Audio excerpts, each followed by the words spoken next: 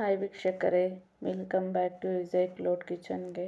ಇವತ್ತಿನ ವಿಡಿಯೋದಲ್ಲಿ breakfast healthy oats ಹೇಗೆ ಮಾಡುವುದಂತ ತೋರಿಸ್ಕೊಡ್ತಿದ್ದೀನಿ. ಬನ್ನಿ. ಫಸ್ಟ್ ನಮಗೆ 2 ಕಪ್ಸ್ ಓಟ್ಸ್ ಬೇಕಾಗತ್ತೆ. ಗೋಡಂಬಿ, ಬಾದಾಮಿ, sunflower seeds, flax seeds, chia seeds, pumpkin seeds. ಇದು ತುಂಬ ಹೆಲ್ದಿ. ನೋಡಿ, ಇಲ್ಲಿ ನಾನು 1 ಲೀಟರ್ ಹಾಲನ್ನು ಬಿಸಿ ಮಾಡೋಕ್ಕೆ ಇಟ್ಟಿದ್ದೀನಿ. ಬಿಸಿ ಆಗಿದೆ.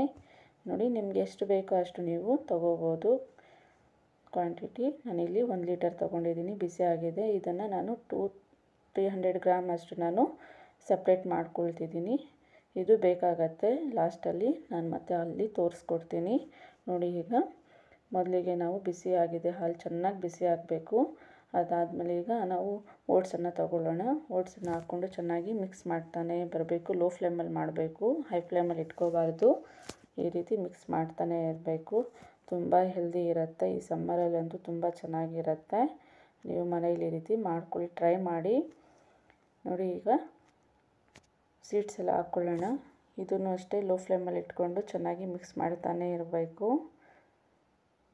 ಈ ಸೀಡ್ಸ್ ಎಲ್ಲ ತುಂಬ ಹೆಲ್ದಿ ಫ್ರೆಂಡ್ಸ್, ಬೇಕಾದರೆ ಸರ್ಚ್ ಮಾಡ್ಕೊಳ್ಳಿ. ನೋಡಿ, ತುಂಬ ಒಳ್ಳೆಯದಿದು. ಈಗ ಡ್ರೈ ಫ್ರೂಟ್ಸನ್ನು ಹಾಕ್ಕೊಳ್ಳೋಣ. ಹಾಕ್ಕೊಂಡು ಚೆನ್ನಾಗಿ ಇದನ್ನು ಮಿಕ್ಸ್ ಮಾಡಿ ಚೆನ್ನಾಗಿ ಕುಕ್ ಮಾಡೋಣ. ನೋಡಿ, ಈ ರೀತಿ ಥಿಕ್ನೆಸ್ ಆಗಬೇಕು.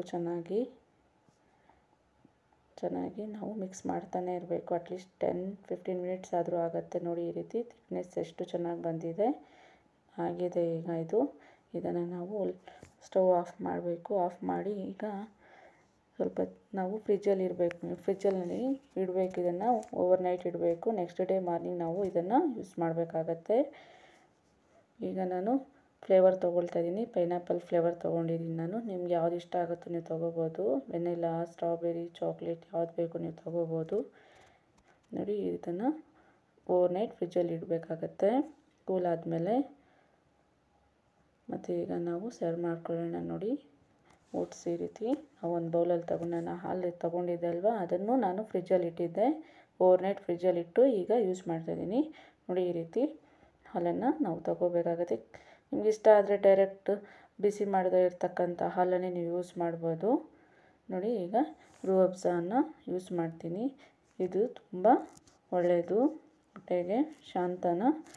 ಇದು ತುಂಬ ಶಾಂತ ಕೊಡುತ್ತೆ, ಉಷ್ಣಾಂಶವನ್ನು ಕಡಿಮೆ ಮಾಡುತ್ತೆ. ಇದು ಸಮ್ಮರಲ್ಲಿ ಎಷ್ಟು ಯೂಸ್ ಮಾಡ್ತೀವೋ ಅಷ್ಟು ನಮಗೆ ತಂಪಾಗಿರುತ್ತೆ. ನೋಡಿ, ಇದನ್ನು ಚೆನ್ನಾಗಿ ಈಗ ಮಿಕ್ಸ್ ಮಾಡ್ಕೋಬೇಕು. ಮಿಕ್ಸ್ ಆದಮೇಲೆ ಇದಕ್ಕೆ ನಮಗೆ ಇಷ್ಟವಾದಂತಹ ಫ್ರೂಟ್ಸನ್ನು ನಾವು ಹಾಕ್ಕೋಬೋದು. ನಿಮ್ಗೆ ಯಾವ್ದು ಇಷ್ಟ ಆಗುತ್ತೋ ಅದನ್ನು ನೀವು ತಗೋಬೋದು ಫ್ರೂಟ್ಸು.